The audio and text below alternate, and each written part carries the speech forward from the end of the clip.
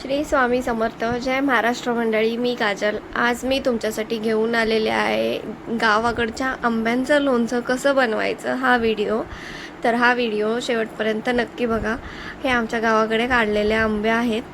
खूप अशा मोठ्या साईजमध्ये बघा, इकडच्या साईडला अशा फोडी करून फॅनच्या हवेला सुकत ठेवलेल्या आहेत.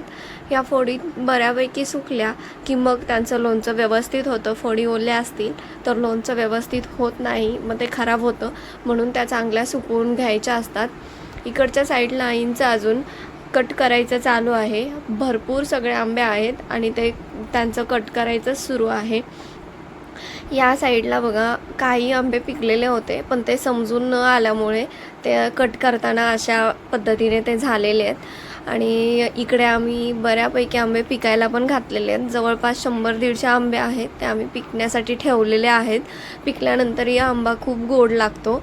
आणि आंब्यांची साईज बघू शकता तुम्ही, भरपूर अशी मोठी आंब्यांची साईज आहे. आणि इथे अजून असेच काही आंबे आम्ही ठेवलेले आहेत. ते अजून पाण्यामध्ये निवळत टाकलेले नाही आहेत किंवा अजून कट करायला पण घेतलेले नाही आहेत. खूप सगळे आंबे आम्हाला भेटलेले आहेत. आमचं स्वतःचं झाड आहे गावाकडे. आणि इकडे आईंचं चालूच आहे, म्हणजे त्यांचं ते सुरूच आहे आंबे कट करणं वगैरे.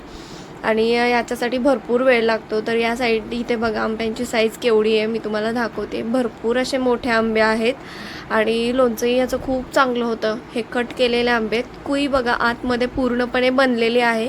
असंही नाही आहे आंबा कोवळा आहे. जर आंबा कोवळा असेल तर खराब होण्याचे चान्सेस जास्त असतात, पण आंबा पूर्ण भरीव आहे. इकडं काही आंबे निवळत पण ठेवलेले आहेत. आणि या साईडला आम्हाला पिकलेले आंबे बरेचसे मिळालेले आहेत, कारण काल गावावरून इकडे बारामतीला घेऊन येईपर्यंतच बऱ्यापैकी आंबे पिकलेले होते. या दोरडीत मी जे काही आंबे ठेवलेले आहेत ते पिकलेले आंबे. पिकल्यानंतरही आंबा बराच गोड लागतो. आणि अजून एकदा दाखवते मी तुम्हाला. ह्या सुकलेल्या फोडी आहेत, म्हणजे सुकायला ठेवलेल्या आहेत. या सुकल्याचं लोणचं बनवणार आहोत. तर लोणचं कसं बनवतात हाही व्हिडिओ मी लवकरच टाकेल. कोणाला जर हवं असेल तर ऑनलाईन ऑर्डरसाठी वरती नंबर दिलेला आहे.